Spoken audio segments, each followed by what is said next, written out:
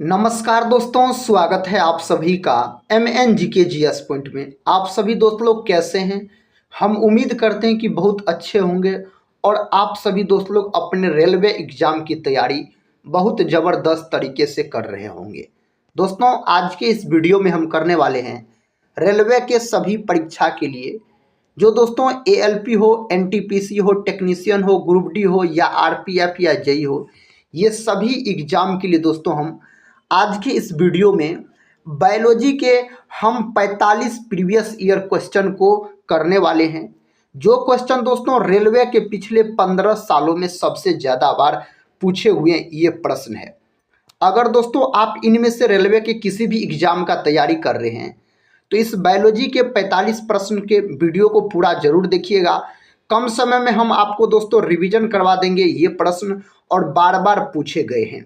तो चलिए दोस्तों इस वीडियो को हम शुरू करते हैं। देखिए दोस्तों, आज का पहला प्रश्न है, कहता है जीव विज्ञान की कौन सी शाखा वंशानुक्रम पैटर्न के माध्यम पर केंद्रित है? तो इसका सही उत्तर आनुवांशिकी हो जाएगा। देखिए दोस्तों, यह प्रश्न RRB ग्रुप डी एग्जाम में पूछा गया प्रश्न है। इस वीडियो में जो बायोलॉजी के प्रश्न लेके आए हैं साथी, रेलवे से संबंधित exam NTPC group D, RPF, ALP, technician, ये सभी एग्जाम में पूछे गए प्रश्न आपको मिलेंगे। अगर दोस्तों हम आनुवांशिकी का जनक का बात किया जाए तो ग्रेगर जॉन मेंडल साहब को आनुवांशिकी का जनक कहा जाता है। मेंडल साहब ने अपना प्रयोग किया था मटर के पौधा पर, याद रखिएगा। एक प्रश्न दोस्तों और पूछा जा सकता है आपसे एग्जाम में, आनुवांशिकी शब्द का प्रयोग किसके द्वारा किया गया था? बेटसन के द्वारा किया गया था। और कब किया गया था? तो 1906 में बोलिएगा किया गया था। अगला क्वेश्चन कर लेते हैं। देखिए दोस्तों, ये रहा अगला क्वेश्चन। क्वेश्चन कहता है सब्जियों, फलों और फूलों जैसी उच्च मूल्य वाली फसलों की खेती को क्या कहते हैं? इसको क्या कहा जाता है? तो इसको दोस्तों कहा जाता है हॉर्टिकल्चर कहा जाता है। ऑप्शन डी सही उत्तर है दोस्तों। यह NTPC एग्जाम में पूछा गया प्रश्न है। अगर दोस्तों हम बात करते हैं सेरीकल्चर का, किसका साथी? सेरीकल्चर का बात करते हैं तो यह आप बोल सकते हैं रेशम कीट पालन से दोस्तों यह संबंधित है। एपीकल्चर का दोस्तों बात करते हैं तो आप बोलिएगा मधुमक्खी, साथी मधुमक्खी पालन से यह संबंधित है। अगर दोस्तों हम PC कल्चर का बात करते हैं तो मत्स्य पालन से यह संबंधित है। सभी बात आपको क्लियर हो गए होंगे। अगला क्वेश्चन कर लेते हैं दोस्तों। ये रहा अगला क्वेश्चन। क्वेश्चन कहता साथी कोशिकाओं के अध्ययन को डैश कहा जाता है? बताइए दोस्तों इसका सही उत्तर। कोशिकाओं के अध्ययन को क्या कहा जाता है? तो इसका सही उत्तर माना जाएगा आपको साथी साइटोलॉजी। क्या कहा जाता है? साइटोलॉजी कहा जाता है। कोशिका का जो खोज किया था, कौन किया था? तो आप बोल सकते हैं रॉबर्ट हुक के द्वारा कोशिका का खोज किया गया। कब किया गया? 1665 ईस्वी में दोस्तों किया गया। साथ ही रॉबर्ट हुक ने जिस कोशिका का खोज किया था वह मृत कोशिका थी, याद रखिएगा। जीवित कोशिका का खोज सर्वप्रथम ल्यूवेनहॉक के द्वारा किया गया। जैसे आपसे पूछा जाए RBC का खोज ल्यूवेनहॉक ने किया, शुक्राणु का खोज ल्यूवेनहॉक के द्वारा किया गया। ये सब बात को दोस्तों आप याद रख सकते हैं। एग्जाम में बहुत बार ये प्रश्न पूछे गए हैं, याद रखिएगा। अगर दोस्तों हम सीरोलॉजी का बात करते हैं तो आप बोल सकते हैं दोस्तों जो सीरम एवं अन्य शारीरिक तरल पदार्थों के अध्ययन को सीरोलॉजी कहा जाता है, याद रखिएगा। अगर दोस्तों हम बात करते हैं इटियोलॉजी का, किसका साथी? इटियोलॉजी का हम बात करते हैं तो रोगों की पहचान और निदान की विवेचना के अध्ययन को इटियोलॉजी कहते हैं, याद रखिएगा इतने बात को। अगला क्वेश्चन कर लेते हैं। देखिए दोस्तों, ये रहा अगला क्वेश्चन। इसका सही उत्तर कौन ऑप्शन में दिया गया है? क्वेश्चन कहता है विटीकल्चर क्या है? दोस्तों विटीकल्चर पूछा जा रहा आपसे क्या है? तो आप बोलिएगा अंगूर की खेती विटीकल्चर हो जाएगा। इसका सही उत्तर जो है दोस्तों ऑप्शन C के साथ लॉक हो जाएगा, आप याद रख सकते हैं। अगर दोस्तों हम बात करते हैं सब्जियों की खेती तो सब्जियों की खेती को बोला जाता है ओलेरी कल्चर बोला जाता है। अगर दोस्तों हम बात करते हैं फूलों की खेती तो फूलों की खेती को फ्लोरी कल्चर कहा जाता है। अंगूर में कौन अम्ल पाया जाता है? तो आप बोल सकते हैं टार्टरिक अम्ल पाया जाता है अंगूर में, याद रखिएगा। अगला क्वेश्चन कर लेते हैं। देखिए दोस्तों, ये रहा अगला क्वेश्चन। क्वेश्चन कहता है एपिग्राफी का क्या अभिप्राय है। इसका आपसे अभिप्राय साथी पूछा जा रहा है, तो इसका सही उत्तर जो है दोस्तों ऑप्शन बी के साथ चला जाएगा, शिलालेखों का अध्ययन बोलिएगा। ऑप्शन बी सही उत्तर हो जाएगा, शिलालेखों का अध्ययन साथी इस प्रश्न के लिए सही जवाब चला जाएगा।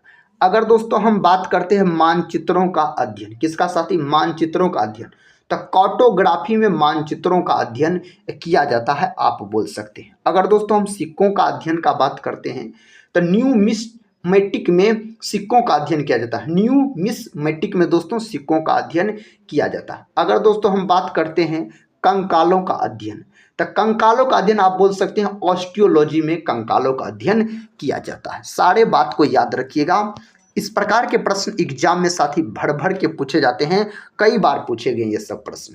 कहता है पक्षियों के अध्ययन को क्या कहा जाता है।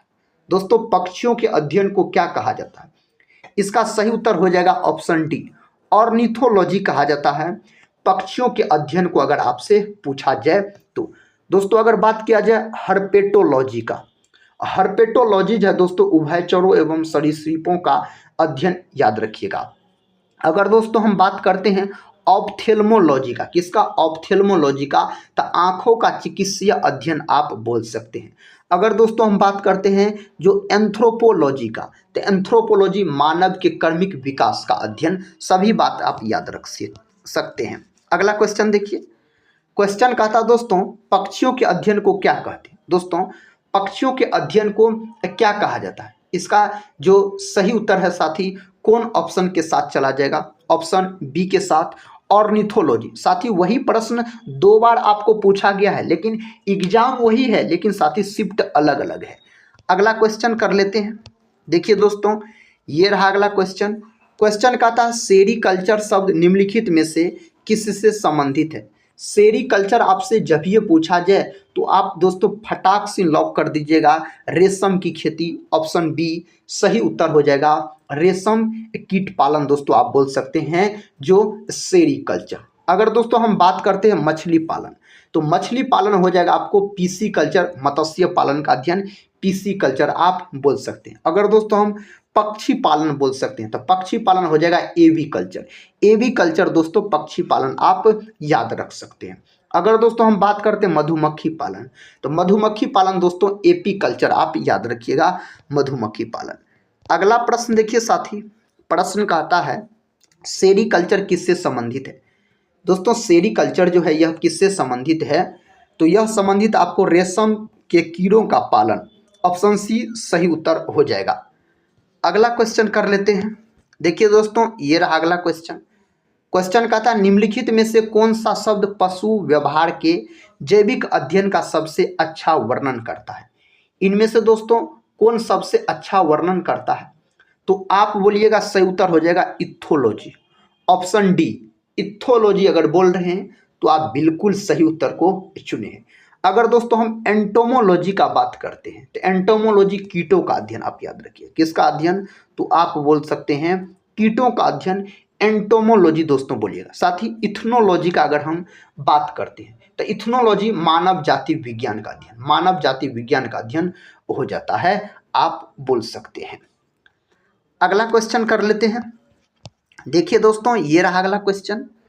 क्वेश्चन कहता है हीमेटोलॉजी का अध्ययन डैश से संबंधित है। दोस्तों देखिए यह प्रश्न किस में पूछा गया, आरआरबी जेई में पूछा गया। हम बोले साथ ही इसमें आपको रेलवे से संबंधित सभी एग्जाम के प्रश्न मिल जाएंगे और बार बार ये सब प्रश्न रिपीट किए जाते हैं। अगर साथ ही आपका भी रेलवे का एग्जाम है, जैसे एएलपी का एग्जाम तो 25 नवंबर से दोस्तों है, उसका डेट फिक्स हो गया है, और दोस्तों जेई का भी एग्जाम का डेट फिक्स हो गया है। तो याद रखिए आप साथी इस वीडियो को पूरा जरूर देखिए और ये सब प्रश्न को आप याद कर लीजिए।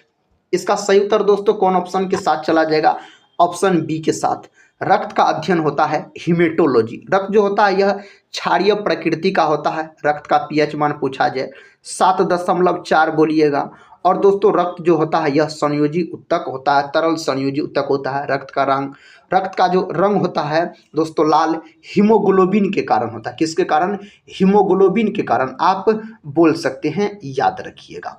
अगर दोस्तों हम बात करते हैं किसका साथी, तो अगर हम साथी बात करते हैं डेंड्रोलॉजी, साथी डेंड्रोलॉजी है वृक्षों एवं झाड़ियों का अध्ययन बोल सकते हैं, वृक्षों एवं झाड़ियों का अध्ययन डेंड्रोलॉजी हो जाता है, याद रखिएगा।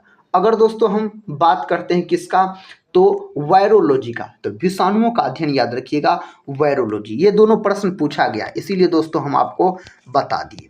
अगला प्रश्न ये रहा, प्रश्न कहता है मार्फोलॉजी क्या है। दोस्तों मार्फोलॉजी क्या होता है, तो मार्फोलॉजी होता है जीव की आकृति, उसकी संरचना और विशिष्ट संरचनात्मक गुणों का अध्ययन। ऑप्शन सी अगर बोले हैं तो बिल्कुल सही उत्तर को आप लॉक किए हैं। नेक्स्ट क्वेश्चन कर लेते हैं दोस्तों। देखिए ये रहा नेक्स्ट क्वेश्चन आपके सामने है। क्वेश्चन कहता है निम्नलिखित में से किसमें मनुष्य का अध्ययन किया जाता है। मनुष्य का अध्ययन दोस्तों पूछ लिया गया है, तो आप एंथ्रोपोलॉजी बोल सकते हैं। ऑप्शन सी के साथ इस प्रश्न का सही उत्तर साथी चला जाएगा, याद रखिएगा। अगला क्वेश्चन कर लेते हैं। देखिए दोस्तों ये रहा अगला क्वेश्चन।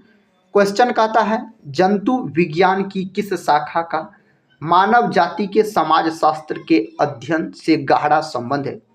इस 4 ऑप्शन में से सही उत्तर दोस्तों ऑप्शन डी हो जाएगा, एंथ्रोपोलॉजी बोल सकते हैं। सही उत्तर इस प्रश्न के लिए चला जाएगा। नेक्स्ट क्वेश्चन कर लेते हैं। देखिए दोस्तों ये रहा नेक्स्ट क्वेश्चन। क्वेश्चन कहता निषेचन, विकास, विभाजन और विभिन्नता के अध्ययन को किस नाम से जाना जाता है। इसको कहता है जो कौन नाम से जाना जाता है, तो दोस्तों इसको जो जाना जाता है भ्रूण विज्ञान के नाम से जाना जाता है। ऑप्शन ए सही उत्तर है, आप बोल सकते हैं। दोस्तों अगर हम फिजियोलॉजी का बात करते हैं, किसका, फिजियोलॉजी का, तो शरीर के क्रिया विज्ञान एवं कार्यकी का अध्ययन बोल सकते हैं आप। अगर दोस्तों हम अनुवांशिकी का बात करते हैं तो आप बोल सकते हैं इनमें अनुवांशिकता तथा जीवों की विभिन्नताओं का अध्ययन किया जाता है। अगर दोस्तों हम बात करते हैं कर्मागत उन्नति का बात करते हैं तो आप बोल सकते हैं क्रम विकास अनुवांशिक लक्षणों के पीढ़ी दर पीढ़ी परिवर्तन का अध्ययन आप बोल सकते हैं। अगला प्रश्न कर लेते हैं। देखिए ये रहा अगला प्रश्न। प्रश्न कहता है पौधों में बीमारियों का अध्ययन और वह तरीका जिससे पौधे विरोध करते हैं या संक्रमण से सामना करते हैं कहलाता है। यह क्या कहलाता है, तो दोस्तों यह कहलाता आपको फाइटोपैथोलॉजी कहलाता है। ऑप्शन सी, ऑप्शन सी जो दोस्त लोग बताए हैं उसका तो सही उत्तर हो जाएगा। दोस्तों आप लोग कमेंट बॉक्स में जरूर बताइएगा अगर साथी आप ALP technician, group D, NTPC ये सभी एग्जाम में से कोई भी एग्जाम का तैयारी कर रहे होंगे दोस्तों, तो जो विषय का आप बोलिएगा साथी क्वेश्चन चाहिए, हम उसी का वीडियो आपको बना के अपलोड करेंगे आप सभी साथी के लिए। और सभी प्रीवियस ईयर क्वेश्चन दोस्तों, देखिए प्रीवियस ईयर क्वेश्चन करने से क्या होगा साथी, तो पता चलेगा आपको किस प्रकार के क्वेश्चन पूछे जाते हैं और पूछे गए हैं, और इसमें से प्रश्न पूछे भी जाते हैं प्रीवियस ईयर क्वेश्चन में से। किसी भी एग्जाम का बात किया जाए तो साथी 50% क्वेश्चन का बात करते हैं तो PYQ से प्रश्न रहता है। देखिए क्वेश्चन कहता है जीवित चीजों पर मृदा के प्रभाव का अध्ययन मृदा विज्ञान की किस शाखा के अंतर्गत किया जाता है। दोस्तों इसका जो अध्ययन किया जाता है आप बोल सकते हो ऑप्शन बी सही है, आप बोल सकते हैं एडाफोलॉजी सही उत्तर हो जाएगा। एडाफोलॉजी आप बोल सकते हैं। दोस्तों एंड्रोलॉजी का अगर हम बात करते हैं तो एंड्रोलॉजी आप बोलिएगा जीवित चीज़ों पर मृदा के प्रभाव का अध्ययन आप बोल सकते हैं। दोस्तों एंड्रोलॉजी सॉरी साथी एंड्रोलॉजी बोलिएगा साथी पुरुषों में बांझपन व यौन रोगों का अध्ययन, याद रखिएगा। अगर हम बात करते हैं एग्रोबायोलॉजी का तो कृषि में आप बोल सकते हैं पौधों का पोषण व जीवन का अध्ययन बोल सकते हैं। अगर दोस्तों डेस्मोलॉजी का हम बात करते हैं तो एनाटॉमी के अंतर्गत स्नायुबंध का अध्ययन बोल सकते हैं। अगला क्वेश्चन कर लेते हैं दोस्तों। क्वेश्चन कहता है निम्नलिखित में से शरीर विज्ञान एवं चिकित्सा की वह कौन सी शाखा है जो पुरुषों के विशिष्ट रोगों एवं अस्थियों से संबंधित है। इनमें से सही उत्तर जो हो जाएगा आपको पहला ऑप्शन सही माना जाएगा। पहला ऑप्शन सही है दोस्तों, एंड्रोलॉजी इस प्रश्न के लिए सही उत्तर हो जाएगा। अगर हम बात करते हैं बाइकोलॉजी का, दोस्तों बाइकोलॉजी का अगर हम बात करते हैं तो प्राकृतिक वातावरण में रहने वाले जीवों के बीच अंतः संबंधों का अध्ययन आप बोल सकते हैं। अगर डेस्मोलॉजी का दोस्तों बात करते हैं तो डेस्मोलॉजी हो जाता शरीर रचना के अंतर्गत स्नायुबंध का अध्ययन हो जाता है। अगर दोस्तों हम बात करते हैं एस्टाकोलॉजी का, अगर इसका बात करते हैं तो क्रेफिश का अध्ययन आप बोल सकते हैं। नेक्स्ट क्वेश्चन देखिए दोस्तों, ये रहा नेक्स्ट क्वेश्चन। क्वेश्चन कहता है निम्नलिखित में से चिकित्सा विज्ञान की कौन सी कहता प्रशाखा यकृत के उपचार और अध्ययन से संबंधित है। तो यकृत का अध्ययन तो दोस्तों सबको पता होगा, हेपेटोलॉजी। ऑप्शन बी सही उत्तर हो जाएगा। यह मानव शरीर की सबसे बड़ी ग्रंथि होती है। अगर यकृत का बात किया जाए तो इसका वजन 1.5 kg के आसपास होता है। आप बोल सकते हैं इसी को जिगर या लीवर के नाम से भी साथ ही इनको जाना जाता है। इस बात को भी आप याद रखिएगा। अगर दोस्तों हम बात करते हैं हेल्कोलॉजी का, हेल्कोलॉजी का बात करते हैं तो अल्सर का अध्ययन दोस्तों हेल्कोलॉजी कहलाता है, आप बोल सकते हैं। अगर दोस्तों जेरिएट्रिक्स का बात करते हैं तो आप बोल सकते हैं बुजुर्गों के स्वास्थ्य की देखभाल का अध्ययन यह होता है, याद रखिएगा। अगला क्वेश्चन कर लेते हैं दोस्तों। क्वेश्चन है आपके सामने। क्वेश्चन कहता है जीवों के वर्गीकरण से संबंधित जीव विज्ञान की शाखा को क्या कहते हैं। इसको क्या नाम दिया गया है दोस्तों? इसको नाम दिया गया है वर्गीकरण विज्ञान नाम दिया गया है।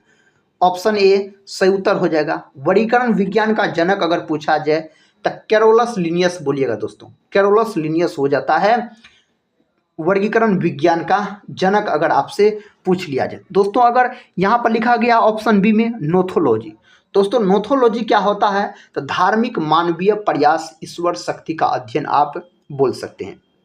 दोस्तों शरीर रचना विज्ञान का अगर हम बात करते हैं तो शरीर रचना शरीर के चीर फाड़ का अध्ययन आप बोल सकते हैं।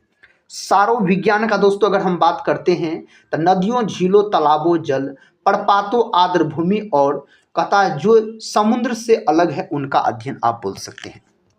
अगला प्रश्न देखिए दोस्तों, प्रश्न कहता है जंतु विज्ञान किसका अध्ययन। दोस्तों यह तो बहुत छोटा प्रश्न है, लेकिन देखिए एग्जाम में पूछा गया है आरआरबी जेई के एग्जाम में पूछा गया, कौन शिफ्ट में पूछा गया, कब पूछा गया, सभी बात साथ ही क्वेश्चन के नीचे में लिखा हुआ आप देख सकते हैं अगर आपको विश्वास नहीं है तो दोस्तों इसका सही उत्तर हो जाएगा आपको जानवरों का अध्ययन जंतु विज्ञान। जंतु विज्ञान का जनक अरस्तु साहब को बोला जाता है। किसको? अरस्तु को दोस्तों जंतु विज्ञान का बोल सकते हैं जनक कहा जाता है। अगला प्रश्न कर लेते हैं दोस्तों। प्रश्न कहता है विज्ञान की एक शाखा जो जीवन या पृथ्वी से परे मौजूद जीवन की संभावनाओं से संबंधित है उसको क्या कहा जाता है। इसको बोलिए दोस्तों क्या कहा जाता है।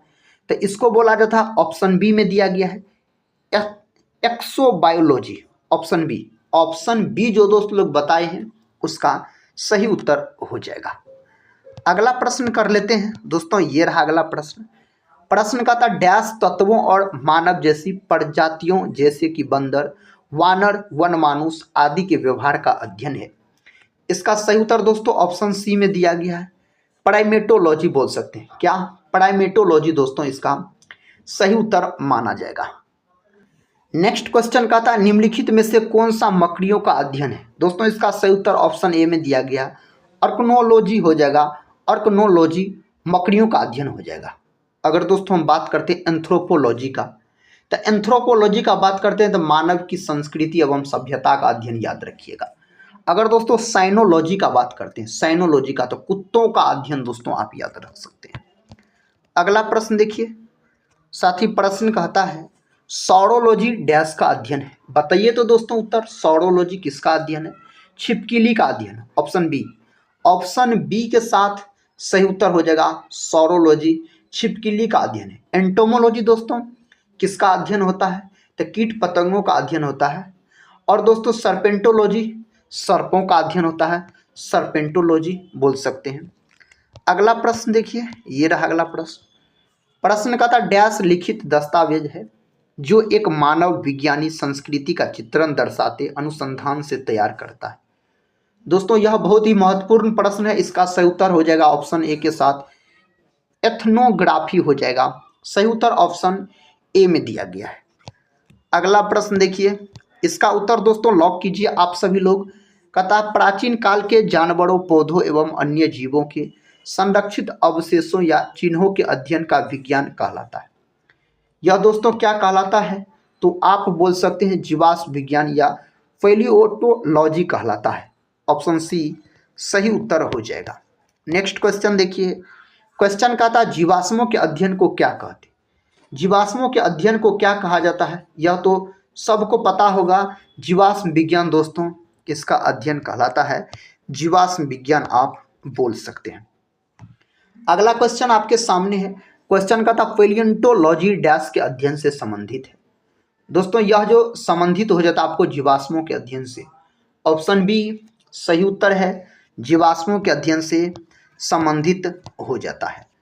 अगला क्वेश्चन है, कहता पादप विज्ञान में किसका अध्ययन किया जाता है। पादप विज्ञान में किसका अध्ययन किया जाता है, तो आप बोलिएगा पौधों का अध्ययन किया जाता है।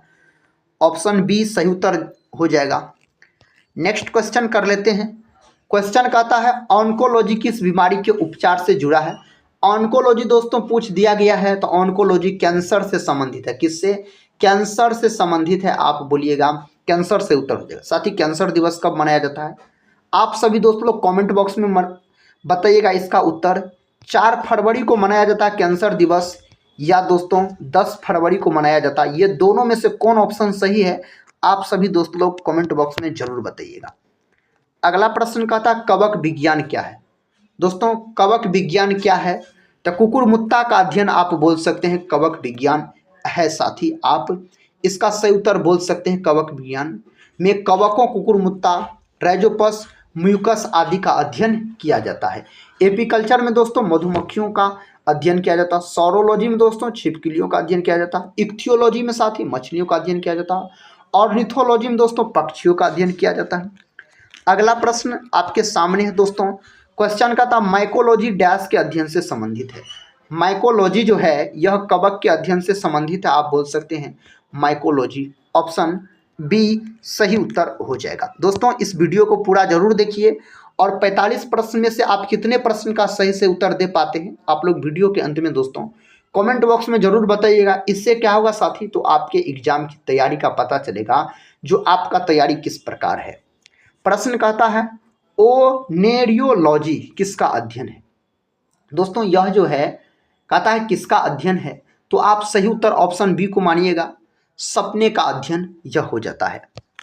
अगला क्वेश्चन देखिए, ये रहा अगला क्वेश्चन। क्वेश्चन कहता है टॉक्सिकोलॉजी किसका अध्ययन है। दोस्तों यह किसका अध्ययन हो जाता है, जहर का अध्ययन हो जाता है। ऑप्शन बी सही उत्तर हो जाएगा, जहर का अध्ययन हो जाता है।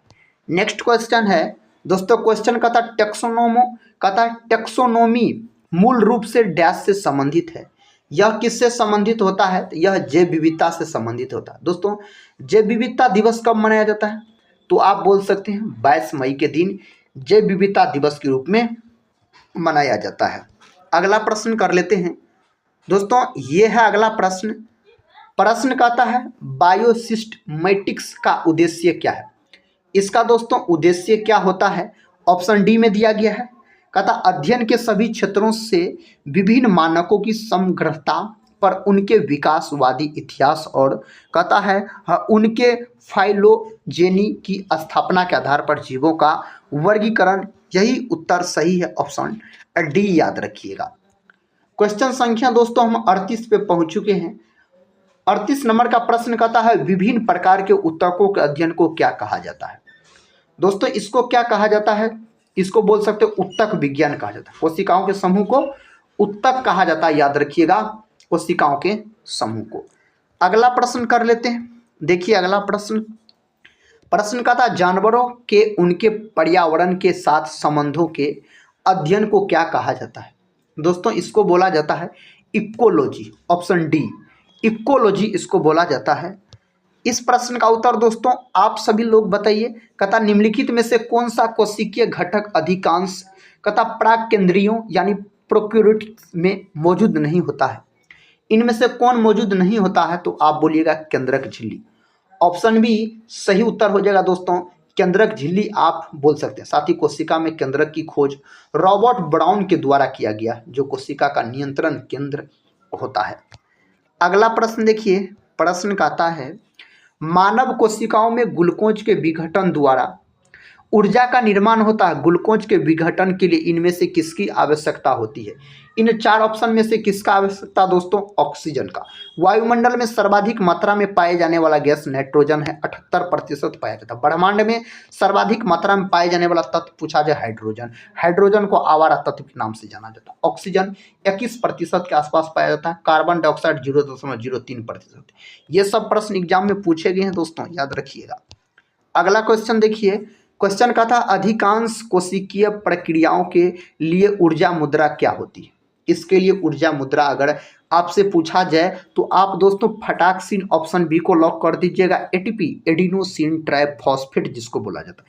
एडीपी का फुल फॉर्म का बात किया जाए एडिनोसिन डाइफॉस्फेट बोलिएगा। वो दोस्तों ग्रुप डी में यह प्रश्न पूछा गया है 2022 में। ग्लूकोज का अनुसूत्र C6H12O6, यह ग्लूकोज का अनुसूत्र होता है, याद रखिएगा। अगला क्वेश्चन कर लेते हैं।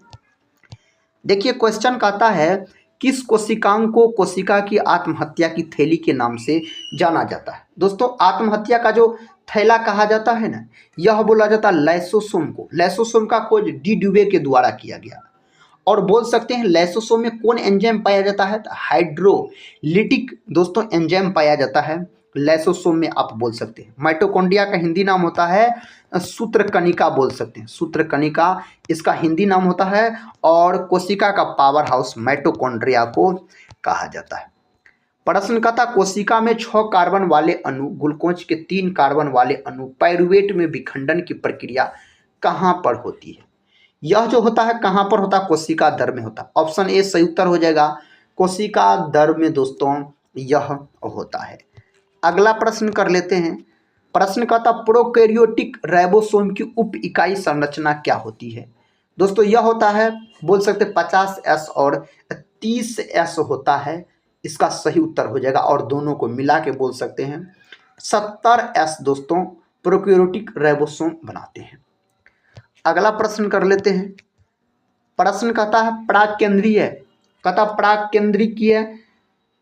कोशिका की कुछ विशेषताओं का उल्लेख नीचे किया गया है, दिए गए विकल्पों से गलत विकल्प का चयन कीजिए। तो प्राकेंद्रिकी कोशिका दोस्तों प्रोकैरियोटिक सेल जिसको बोला जाता है, इसके बारे में पूछा गया है, तो ऑप्शन ए सही उत्तर हो जाएगा, झिल्ली बंद कोशिकांगों की मौजूदगी। ऑप्शन ए सही उत्तर इसके लिए हो जाएगा। अगला प्रश्न दोस्तों, और इस वीडियो का अंतिम क्वेश्चन है साथी। हम बोले 45 लेकिन साथी 47 प्रश्न इसमें टोटल थे।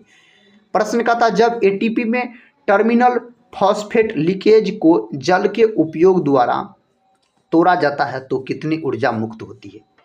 इन 4 ऑप्शन में से सही उत्तर ऑप्शन सी में दिया गया 30.5 किलो मोल, बोल सकते हैं ऑप्शन सी सही उत्तर हो जाएगा। दोस्तों आज के इस वीडियो में हम रेलवे के सभी एग्जाम में पूछे जाने वाले बायोलॉजी के टॉप इम्पोर्टेंट 47 प्रश्न को करवाए। अगर दोस्तों इस वीडियो को आप लोग देखे हैं पूरा, तो 47 प्रश्न में से आपका स्कोर क्या रहा दोस्तों कमेंट बॉक्स में जरूर बताइएगा। और साथ ही आप लोग कमेंट करके बताइएगा साथ ही कौन एग्जाम का प्रीवियस ईयर क्वेश्चन आप लोग करना चाहते हैं, एनटीपीसी का करना चाहते हैं या ग्रुप डी का या एएलपी का, या सभी एक साथ करना चाहते हैं दोस्तों, आप लोग कमेंट बॉक्स में जरूर बताइएगा।